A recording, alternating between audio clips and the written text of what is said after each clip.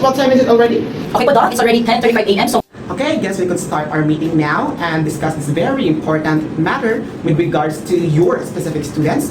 Teacher Kim, may I request you to come to write down the minutes of the meeting so that the people who are not around here will be updated, especially the subject teachers of your student. Okay lang ba? Yes po, Doc Roy. Wala pong problema. Alright, Teacher Raph, can you lead us in prayer before? in the name of the Father, the Son, and the Holy Spirit. Alright, let's begin our meeting. I'll repeat lang, I promise. Our agenda for today is the situation of your particular student. Ayan, narinig ko na may isa daw kayong mag-aaral na tila pa wala sa kanyang sarili tuwing tayo ay may klase. Am I right, Teacher Kim? Tsaka, ano your advisory daw itong batang to? Yes, Doc. Nag-aalala nga rin ako sa batang yan eh. Kung ano nga ba talaga ang nangyayari. Palagi na lang siyang tulala sa klase. Tsaka, pababa na yung grades niya. Di naman siya ganyan before eh. Siya pa nga yung nangunguna sa klase. Ewan ko nga kay Miguel, baka siguro may problema siya sa bahay nila. Ano ba, Teacher Kim? Sige, I have a suggestions for you. Maganda kayo ng home visit with that specific student. Kasi I feel like sa bahay talaga nagmumula yung problema eh. Kung kaya, naapektuhan ang performance ng bata. Actually, I agree with you, Doc. This will also give Teacher Kim a chance para malaman talaga kung ano ang kalagayan ni Miguel. Yes, that's right, Sir Raph. Alright, so do you have any more questions or suggestions with regards sa home visiting yung kay Miguel? For me, that's over, Doc. How about you? Me either, Doc. Kung ganon, meeting is adjourned. Thank you and God bless you sa home visiting yung kay Miguel. Thank you, Doc. Thank you, Sir Raph. Thank you, Doc. Tsaka by the way, Teacher Kim, baka sa susunod nating meeting ay si Sir Raph na naman ang pagagawain ko ng minutes of the meeting. Yeah, sure. Wala Tsaka, i-update nyo lang ako sa kung ano ba ang nangyari kay Miguel, okay? Okay, Doc. Now you will now leave this office. Thank you, Doc. Teacher Kim, thank you so Yes, much. thank you so much.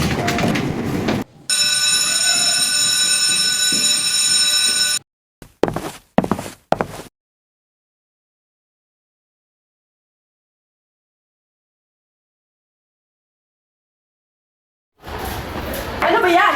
Uminom ka na naman? Wala ka na talaga magawa sa iyong buhay.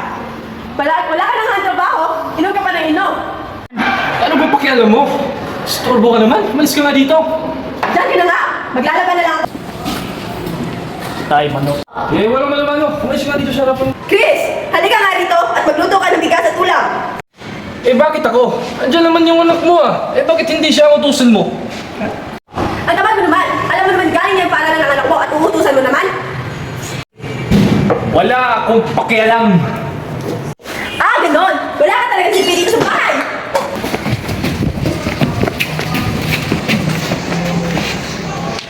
Bakit nga ba sila nag-away? Wow, ang ganda naman ang bahay nila, Miguel. Tingnan mo, Doc. Napakaganda. Siguro kung nandito ka, mas lalong magaganda ka sa bahay nila, Miguel. Oh, Miguel! Ba't ka umiiyak? Nandito ko pala kayo, ma'am. Oo, nandito ako para mag-home visit sa'yo. Nasaan pa mga magulang mo?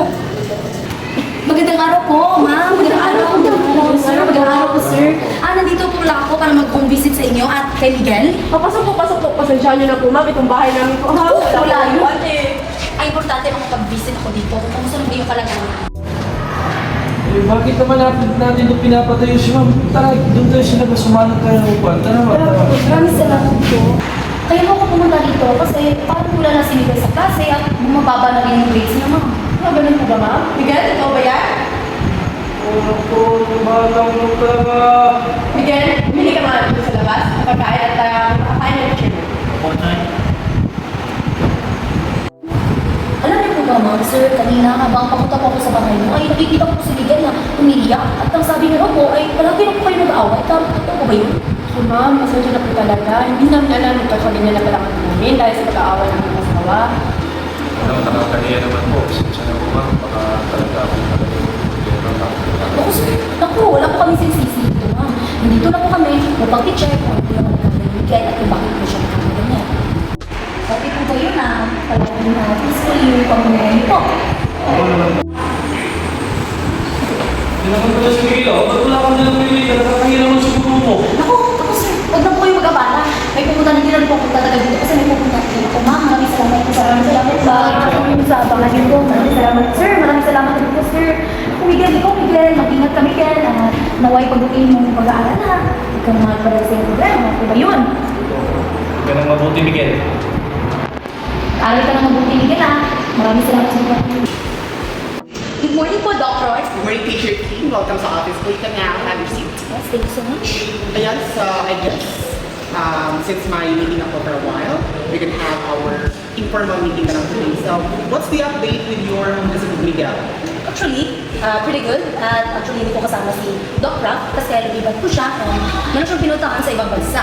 Kaya, I was found out na palagi nag-aaway yung mga parent ni Miguel. Kaya, tula na siya sa klase at ayun, mababa yung grades niya.